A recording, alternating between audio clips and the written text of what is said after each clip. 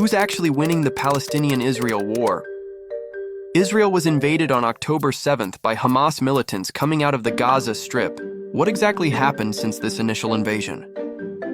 Well, on October 7th, air sirens went on at 6 a.m. in Jerusalem warning of the attack. After Hamas paragliders invaded the Supernova Music Festival, an estimated 2,200 rockets were fired towards central Israel, including towards Tel Aviv and Jerusalem, where Israel also began retaliatory strikes. On October 8th, 30 Israeli police officers passed away in Surat, Israel, where Hamas took control of the local police office. On October 9th, the first air missiles were fired into the northern side of Israel, coming from Lebanon. Now, almost a week in, on October 13th, Israel called for all residents of Gaza City to evacuate their homes and move south for their protection. The borders in and out of the country are still closed, however, so they don't have many places to go.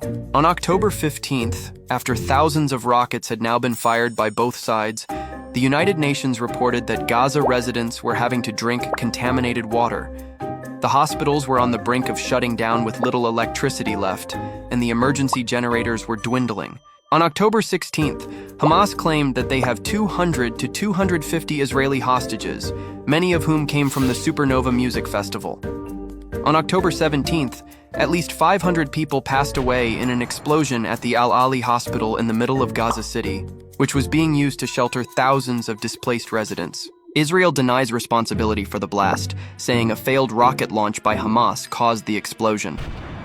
On October 18th, President Biden arrived in Israel, reaffirming the U.S. support for Israel. On October 19th, reports came out that Hamas in Gaza has a total of 50,000 fighters, while the Israeli military has mobilized more than 400,000 soldiers who are waiting for the green light to go on foot and move into the Gaza Strip to take down Hamas. Also, on this day, there were attacks at the Al-Assad U.S. military air base in Iraq and the Al-Tanf garrison U.S. military base in Syria. These attacks came from Hezbollah, a Lebanese-based terrorist group siding with Hamas. On October 21st, the first humanitarian aid trucks were allowed to enter Gaza through the Rafah border crossing, carrying food, water, electricity, and fuel. About half of Gaza's residents, 1 million people, have fled their homes to seek shelter elsewhere in Gaza, but with the borders closed, they don't have many places to go. On October 22nd, Israel misfired a missile that hit an Egyptian position on the border of the Gaza Strip, claiming it was an accident. The Israeli military continues to build up its forces along the Gaza border, and they can move into Gaza any day now.